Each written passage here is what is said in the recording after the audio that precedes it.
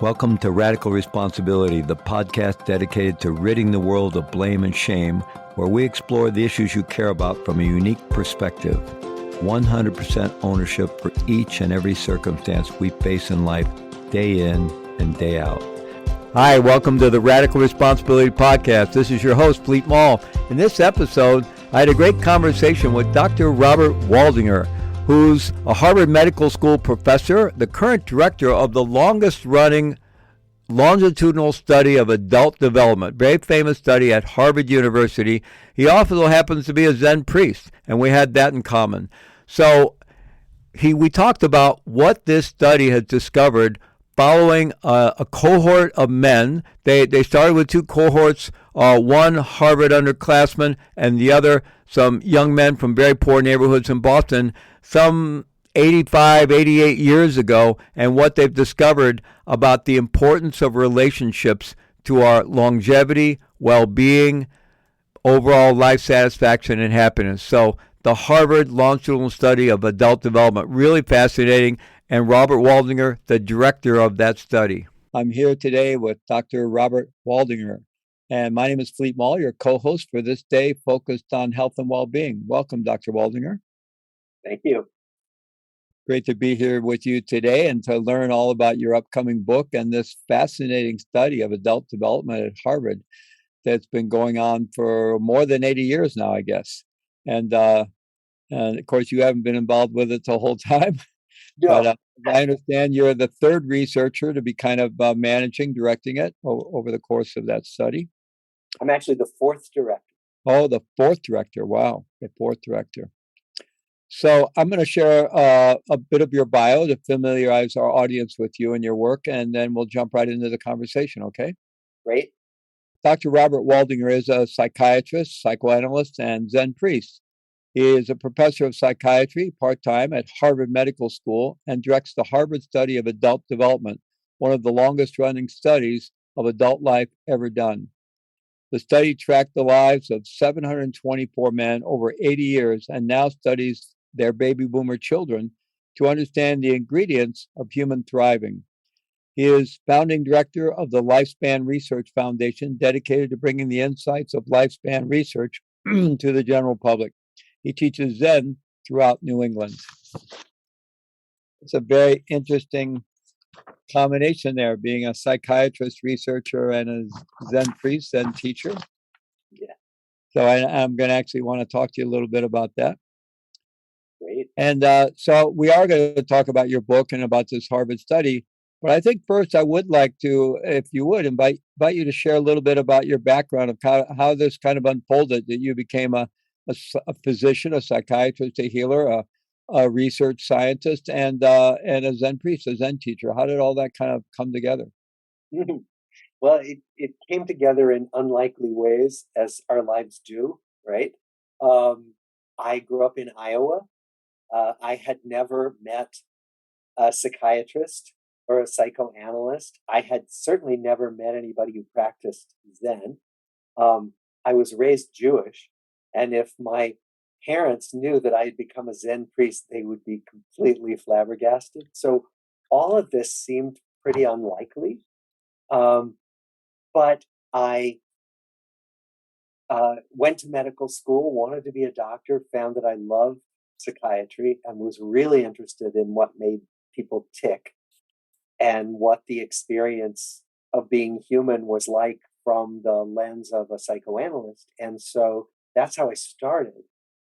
Then I went back to school, actually in my 40s, to get grounding in research methods because I wanted to study more about lifespan development. And that's when my predecessor asked me to take over the leadership of the Harvard study of adult development. And my becoming a Zen practitioner and then a priest and then a teacher was by accident. I stumbled into a Zen group through the Unitarian Church, a 5-minute walk from my house. Met a teacher there, a man named James Ford, who is a Zen master, a Roshi. Really enjoyed his teaching and learning with him and sitting in meditation with him. And from there, it developed into a deeper and deeper involvement in Zen. So all of it seemed to be disparate threads, but they've really come together as my life has gone on, so that I feel like each thing infuses the other at this point. Wow.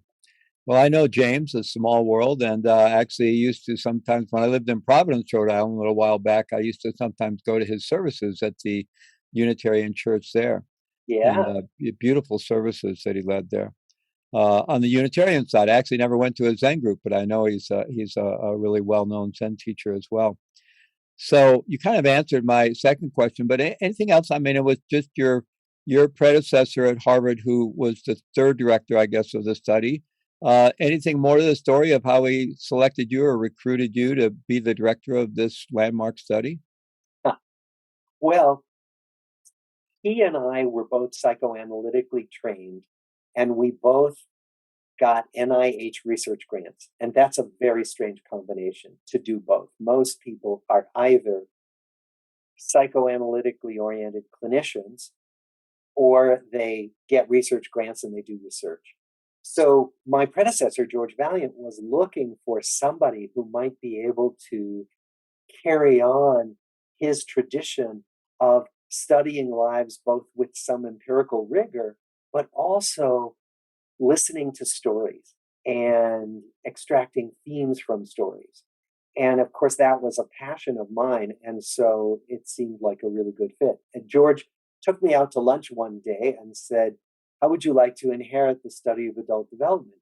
And I nearly dropped my fork and at first said, "I don't know anything about old people," because the men were by then pretty elderly. And I studied couples.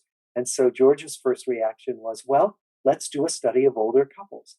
And our first NIH grant together was a study of late life marriage and health, in which that's what we did. We studied the connections between intimate relationships and physical health, as well as emotional well being. Well, I know that's a big part of the findings from the Harvard Adult Development Study.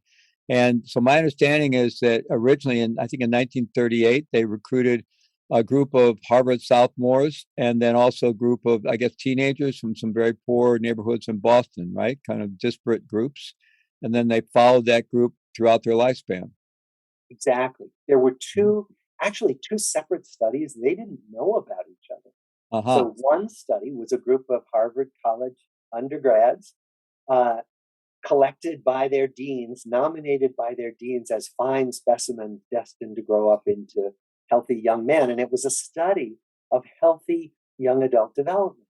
And of course, if you wanted to study healthy, normal adult development, you would study all white males from Harvard, right? I mean, it is now, 1938, for sure. yeah, it is the most politically incorrect sample you could possibly have now.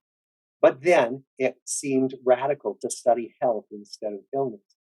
And in addition, a Harvard Law School professor, Sheldon Gluck, and his wife, a social worker, Eleanor Gluck, were interested in why some children from really difficult backgrounds managed to stay out of trouble and lead normal lives. And so they studied a group of children from very troubled families, not just poor families, but families beset by mental illness, physical illness, and domestic violence, and studied those children who had not gotten into trouble at all. And those are the people we followed now all the way into their 90s. Are any of them still alive? Yes, about 60 are still alive, about 10 from the Harvard study, because they were on average 9 years older, Mm-hmm. and about 50 from the inner city study. Wow. So, and now you're studying their children, right? Who are mostly baby boomers at this point, right? Exactly. 1,300 of them. Wow.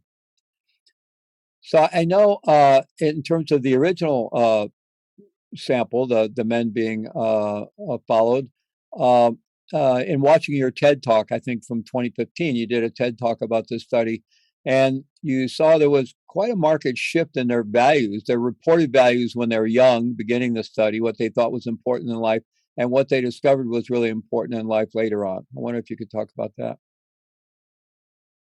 What we found was that when people were starting out in adult life, they wanted to make a contribution to society. I mean, this was the World War II generation, so they cared very much about that, but they were very much concerned with what young adults are still concerned with, which is, can I make a life for myself? Can I make my way in a career? Can I make my way finding an intimate partner? Will I have um, a reasonable set of friends?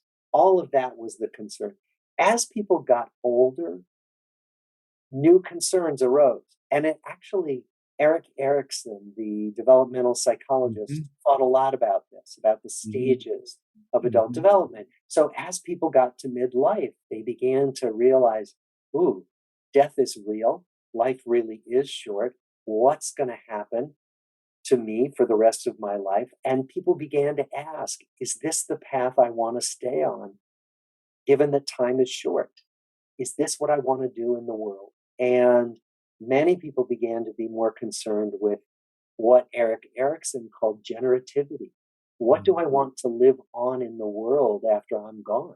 And so it became concerns certainly about fostering the next generation of children, but also who among my workers do I want to mentor? Who in the world do I want to see grow and thrive?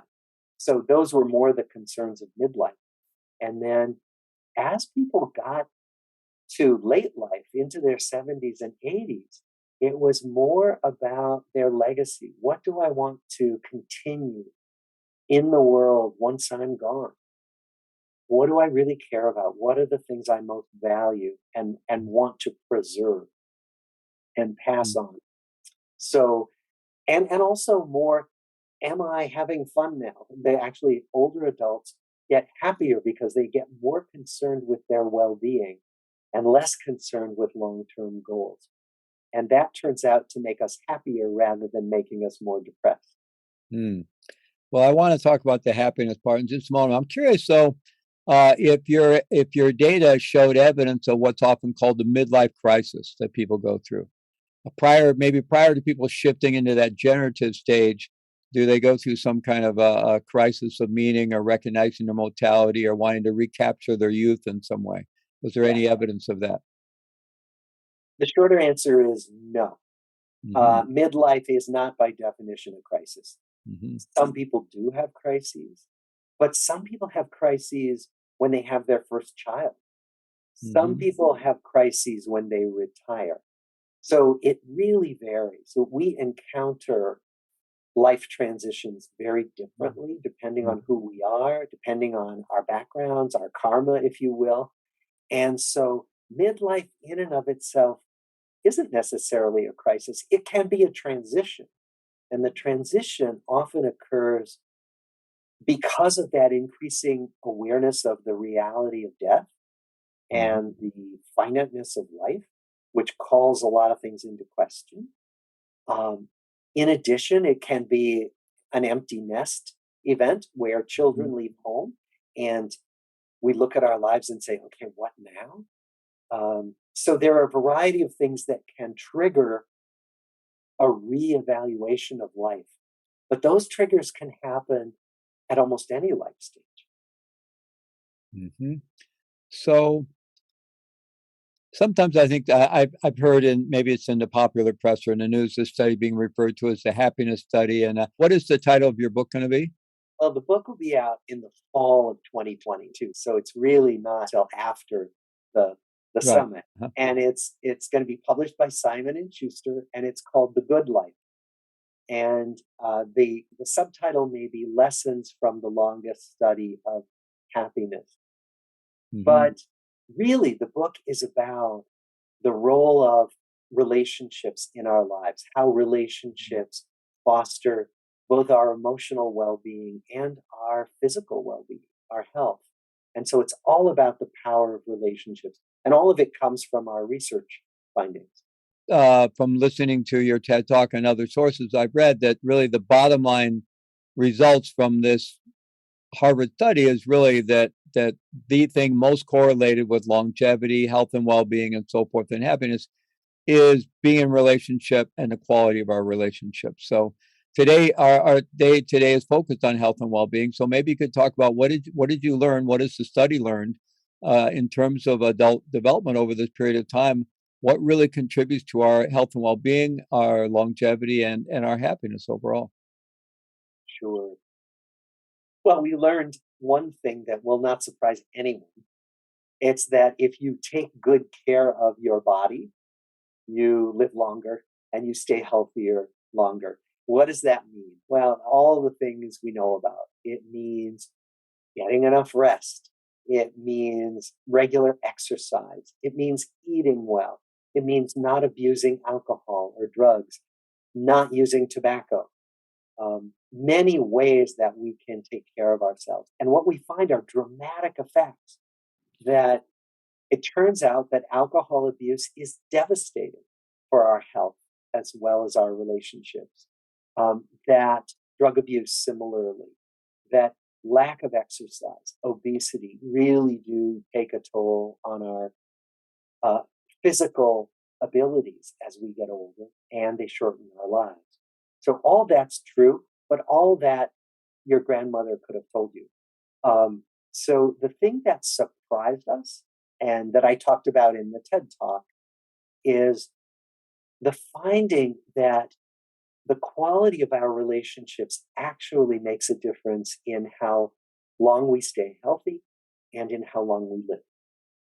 And the question really was, well, yeah, we know relationships are important, but how can they actually get into your body and change your physiology to the point that it makes a difference in when you die?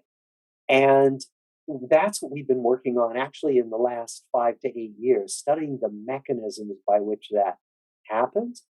But the basic finding, and other studies, many other studies have corroborated this, is that the people who have more connections with others, just day to day, and the people who have warmer relationships are the people who reap these benefits of greater health, as well as emotional well-being.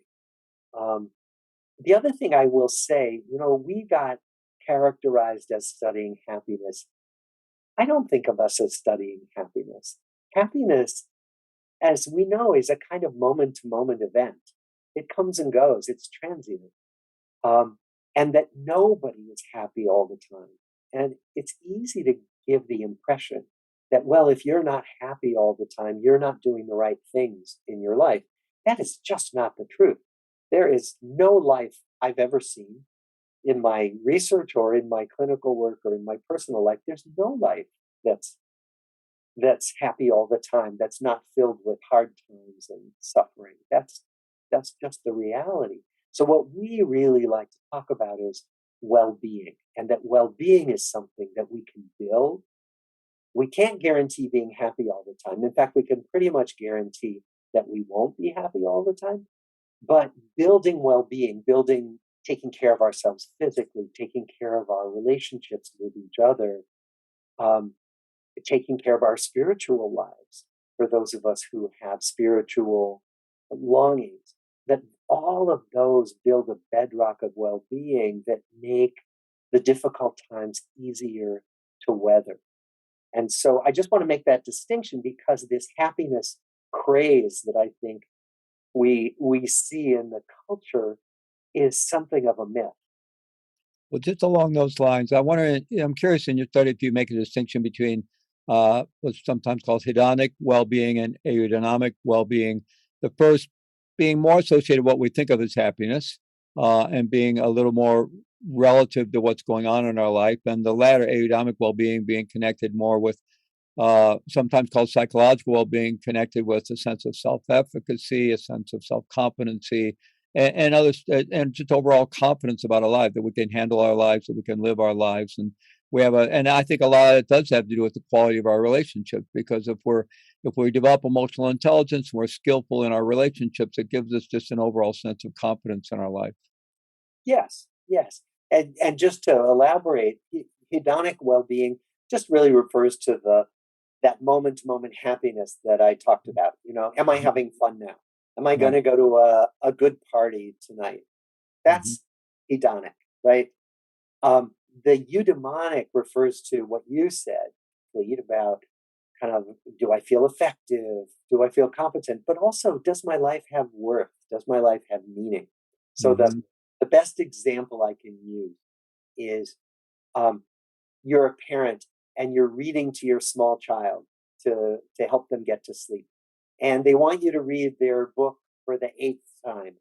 And you're exhausted and you're ready to fall asleep. And you're not having fun reading this book for the eighth time. But there could be nothing more meaningful, more purposeful, more important than reading to your child. So the idea is that that's eudaimonic well being. That's not hedonic. There's another form of well being that people have begun to study, which is called the psychologically rich life. That some people value mostly hedonism. Some people value this sense of purpose and competence.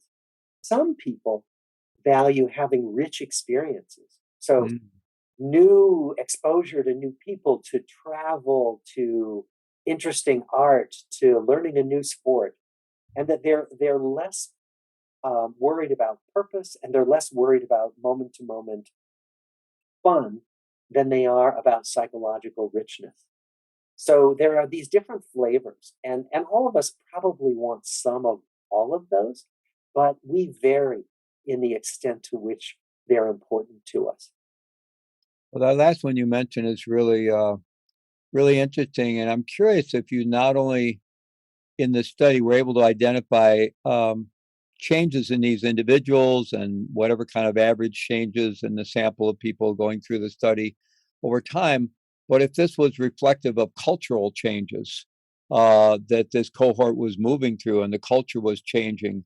Uh, and, one of the things that I know there's a lot of concern about right now associated with really sort of the advance of a really technologically driven society, very materialistic society, and now the challenges of the pandemic, that culture is not being funded sufficiently, and there we're in danger of having a paucity of those experiences which provide that richness to people, that psychological richness here.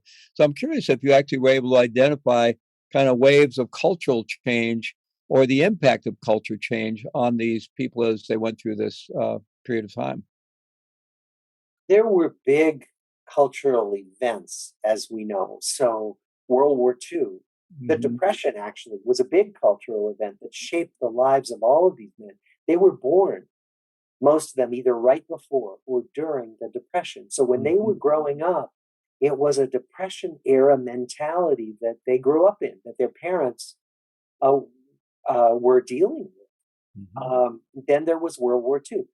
There was the unrest of the 1960s and 70s. And we asked many of our men, what do you think of these hippies? And they had all kinds of reactions to that. There was the glorification of wealth that came in the 1980s with the Wall Street heroes and Hmm. um, so many different trends. And again, of course, then the advent of the digital age, technology, um, all of that shapes us. And so what we find is that we're studying the same big domains of life, but that they are all shaped by current global events. The pandemic, of course, is having a huge effect on all of us who are alive now, and each of us will have our own, each generation will have its own resonance with the effects of the pandemic. So I think it was in your TED talk. I remember you quoting some research that some studies showed as many as 1 in 5 people, I guess it was in the U.S., suffer from loneliness. And you talked about the danger of loneliness and being more isolated from others than you choose to be, and that can be very toxic and damaging, literally, to our physical health and well-being and our longevity. And I suspect, I mean, 1 in 5 sounded low to me in terms of our current world. I wouldn't be surprised if it's higher today. And because just in my work, I mean, it's somewhat anecdotal, but I'm pretty connected out in the world doing all kinds of work in all kinds of sectors. And it just seems like loneliness is really everywhere for a lot of people, and even more so perhaps now during the pandemic. So I'm wondering if you could talk about that, both in terms of its dangers, but also, in a way that I'm sure there are people in our audience here who perhaps are living alone or are retired or maybe have been isolated because of the pandemic. And it's not like we want them to panic about the risks they're in, but maybe things that any of us can do from wherever we are in terms of our level of social connectedness to improve on that situation. So I wonder if you could talk about both sides of that a little bit. Sure. We do know that loneliness is a stressor. And what that means is that without the capacity to be connected to other people, we don't have the same capacity to deal with difficult emotions, to deal with difficult situations. I mean, if you think about it, if you have a hard day, something upsetting happens, if you can talk to a friend or a loved one, you can often literally feel your body calm down. So that there are physiologic changes that you can feel right away. That calming down is what the body is supposed to do when a stressor is removed. What we believe, and there's some evidence to corroborate this, is that people who don't have anyone they can talk to don't have that buffer, don't have that person to help them manage their upset, their stress. And so they may be more in chronic fight or flight mode, where the body is slightly revved up. And what that means is that there are higher levels of stress hormones circulating in the body. There are inflammatory responses from the body that are normal during fight or flight, but are supposed to subside and go back to baseline when the stress is removed. But if you are too isolated and you are chronically stressed, the theory is that your body may be in a state of chronic inflammation, and that can break down many body systems, the cardiovascular system, the joints, so many ways that stress can break down the body. So then you're asking, Fleet, the question, well, what do we do about it? And one of the things that we find is that there are ways to break out of isolation. Some people believe that relationships just take care of themselves. Either you have good relationships or you don't. And that if you have good relationships, they'll just always be there. What we find is that relationships are like everything else we think of as self-care. They need constant attention. So what we've found is that relationship fitness is more like physical fitness, that we need to keep attending to it. And that can be even our closest relationships, like our intimate partners. It can be our friends. All of those friends of mine from elementary school or from college, they're always going to be there. But actually know that without some tending, without some contact, they wither away, not even because there are problems, but just because our lives drift apart. So what we talk about and try to help people with is ways to strengthen their relationships, ways to develop new relationships. We've actually developed a program in our Lifespan Research Foundation to help people with some of this. The idea being that relationship fitness can really enhance people's lives, and that there are certain skills that we can learn to make it easier and to combat loneliness. So I think safe to say across the lifespan, wherever anyone is, like investing in our relationships is a really good investment. Really big investment. Yeah. Much more important, say, than making that extra $1 million, right? Mhm. Which doesn't tend to make us happier. It doesn't tend to make us more connected to people, but we imagine is going to get us to some better place. I'm curious if you saw differences with those of us who tend more to the extrovert side, more to the introvert side, and that may affect our level of social connections. And those of us more introverted, I don't know, it's always true, but there could be a tendency to maybe have greater access to imagination or things like that that may also provide some of the same richness that our relationships might. I'm just curious about whether you saw anything around that. Yes, and it's a really good point. So, what we know is that temperamentally, human beings are on a spectrum from the most extroverted, people who love lots of contact with people, want lots of friends, Mm-hmm. and people who are quite introverted, people who don't want very many contacts in a given day and might only need one or two friends to feel totally connected. Mm-hmm. Neither of those extremes is a problem. Being introverted is not a problem. And so what we find is that each person needs to learn what actually is energizing and refueling for you. It might be having just one or two friends. It might be having a lot of alone time, and it might be that solitude refuels you. That's healthy for you. For other people, that would be too lonely. And so each person needs to be their own judge of, and you can feel it. You can feel what's energizing for you and what's draining. And you can judge where you are on that spectrum of how much socialization you need. Well, that comes back also to the quality of our relationships, and that relationships can be energizing, but they can also be draining, right? Absolutely. Yeah. Absolutely. And that's part of the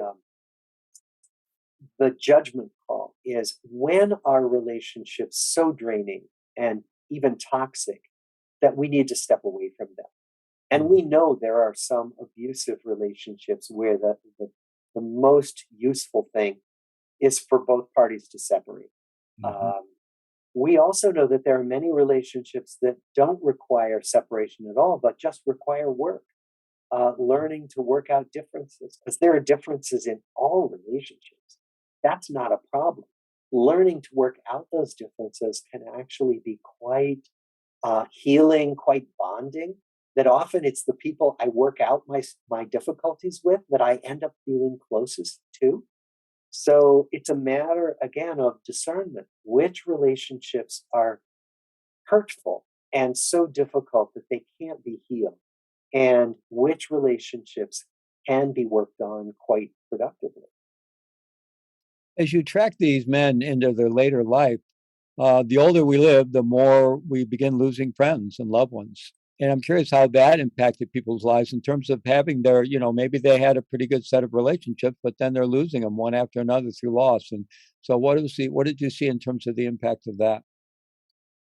It had a powerful impact. So the first loss for many of our men having traditional careers was retirement. They Mm-hmm. would work in these traditional jobs where they were with a company for 40 years. They retired, they went home, and suddenly they didn't see anybody all day long. Mm-hmm. That still happens. Many people are shocked at how they miss the office. They miss the colleagues that they used to see every day. In fact, we're seeing this now in the pandemic as people are working from home. Mm-hmm. And so, what we found when we studied who was happy during retirement and who was not happy was that the people who were the happiest replaced their colleagues at work with new playmates.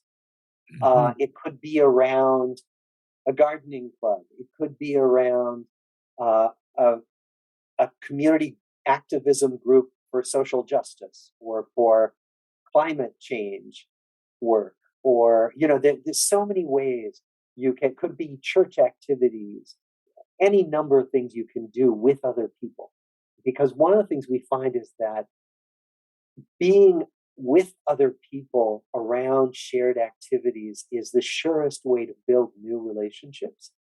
And so what we know is that when we start losing relationships in our lives through retirement, through death, through people moving away, we need to find ways to build new connections.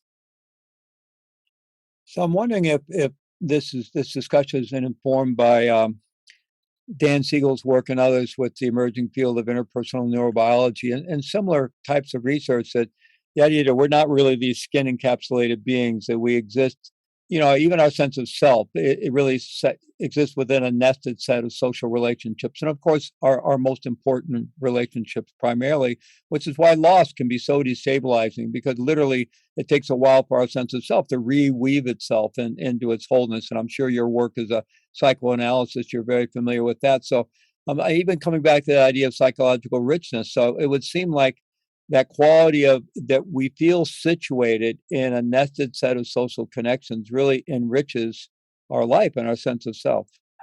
And that when we don't recognize that, we suffer terribly. So think about the fantasy that we're all independent beings and what COVID has done to that. And think about the suffering of people who don't pay attention to that, who don't take the public health measures that they can to protect each other and themselves.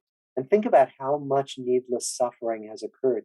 And part of that is this fantasy myth of independent self. As I know from my Zen practice, the self is a fiction.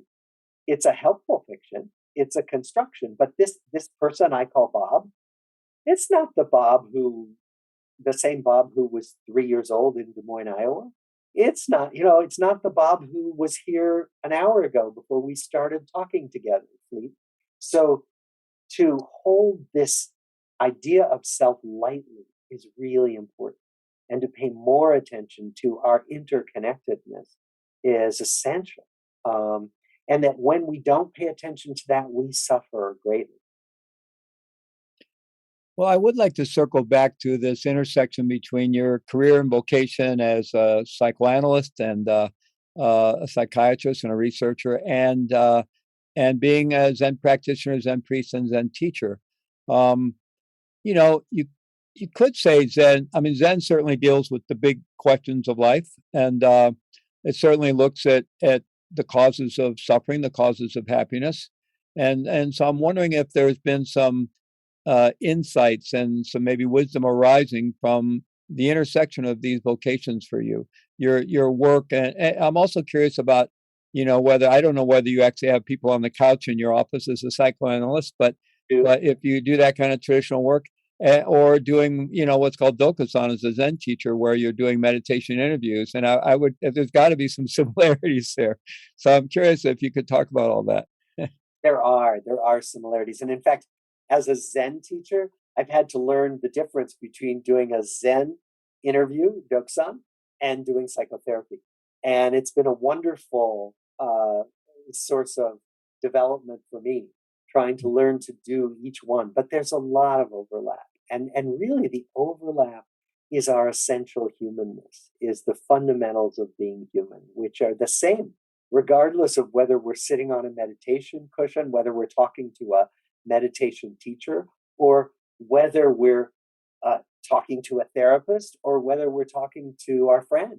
I mean, and a lot of what we find is helpful and healing for people is sharing their humanness with each other. That, oh, you're going through that too, or you worry about that. I also worry about that. We so often get lost in this idea that we're the only one who feels uncertain, who doesn't know what to do in various situations, who has troubles, because everybody else looks fine. Everybody else, we present our game faces to each other, right? Because we go around in the world trying to look like we're okay.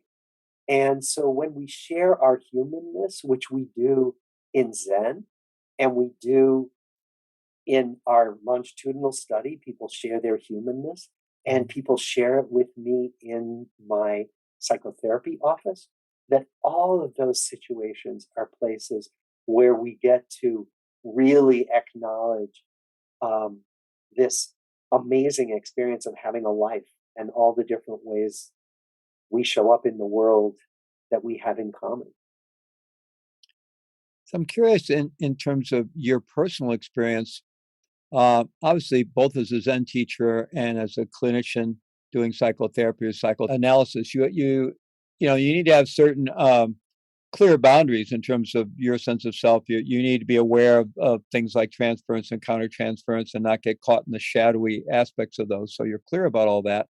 but as well as you getting to witness all this humanity in your clients, your patients, and the Zen students. I'm curious as how this is a journey of recognizing your own humanity and seeing this mirrored back to yourself. Yeah. Totally, totally. I mean, it's funny because some of my colleagues have this saying, that my research colleagues have a saying, research is me search, that we often end up studying the things we most care about and that teach us the most. And so for me, it's been about this human experience. And what I've found, for example, is that the research has shown me personally how important it is for me to pay attention to my relationships. And what that literally means is, do I spend 3 hours on a Saturday afternoon catching up on my email, reviewing an article that somebody wanted me to critique for them? Or do I call my friend and take a walk? And I've really learned that I need to do the latter. I need to connect with people, and that the rest of it will take care of itself, or it won't. And so I've had to learn that, especially, I've spent my whole life at Harvard, my whole adult career.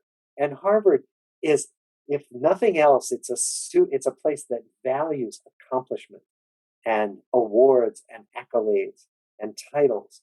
And I've really had to work on that in myself, to say, no, that stuff really doesn't mean much at all. Finally, that what really means something is these connections with people. And so the research has been one way, and Zen has been another way, that I keep coming back to what really matters for me.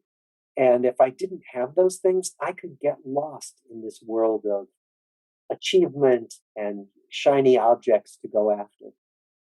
Yeah, I'm sure that would be easy to do in academia altogether, and certainly at Harvard. Um, um, so I'm going to ask you for some final words in a moment, but I want to circle back to something that you kind of alluded to earlier, and which I think is worth talking about a little bit.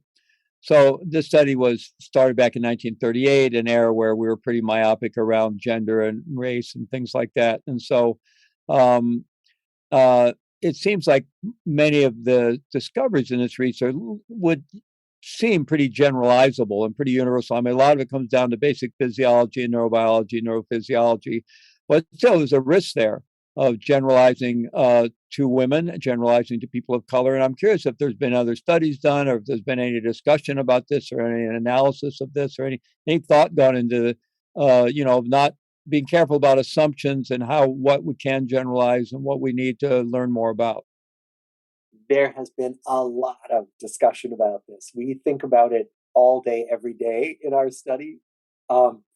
First of all, as you know, we've included now all the women, more than half women in the second generation. Mm-hmm. And we included the spouses in the first generation, but still, we started out with all men, and almost all of our group are still all Caucasian, all white. Mm-hmm. Now, they were a diverse group in 1938. They came from, over half were from immigrant families, really poor immigrant families in the city of Boston. But still, what was diverse in 1938 is no longer diverse. Mm-hmm. And what's diverse now will not be diverse 50 years from now. It will be another set of parameters. So we are always having to be careful about this. So, for example, the things that we present in our Roadmaps for Life Transitions program, this program we've developed for people to think about and reflect on their lives, that program, we only present findings that are relevant to women, to people of color, from studies that have been done all over the world. And similarly, in the book that we wrote, we spent a lot of time bringing in other studies, so that what we take care not to do is present findings that really are just relevant to white men of a certain generation. Mm-hmm. That what our litmus test for what we're going to bring out to the world is what has shown up in many other groups across the world and across time. Yeah, that makes sense. So I would like to give you the opportunity to, I don't know whether it's share what might be for you some of the most meaningful insights, or to summarize a bit. But, for our audience, just what advice you have on what can we really, obviously, I know you're going to mention our relationships, but, just kind of where to invest our energy for our overall health and well-being, longevity, and whatever we think of as happiness or life satisfaction at a deeper level. Yeah. Perhaps also from your Zen training as well. Yeah.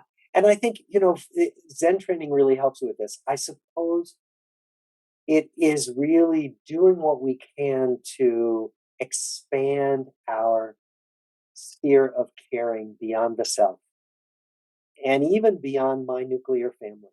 But that what we find is that the people who have the greatest sense of well-being are the people who care about more than themselves. And that the more we can do that, and the more we can feel what other people feel, and help try to make the world better in various ways, the more fulfilling we find our lives over the longer term. And so I would say that is probably one of the biggest pointers. The other pointer is just to keep checking in with ourselves about what brings us energy and what feels depleting, because that's different for each of us. And that's something that we can keep pointing ourselves toward the things that we particularly find energizing. There's a great quote by Joseph Campbell, who wrote The Power of Myth. Mm-hmm. He once said, if the path before you is clear, you're probably on somebody else's path.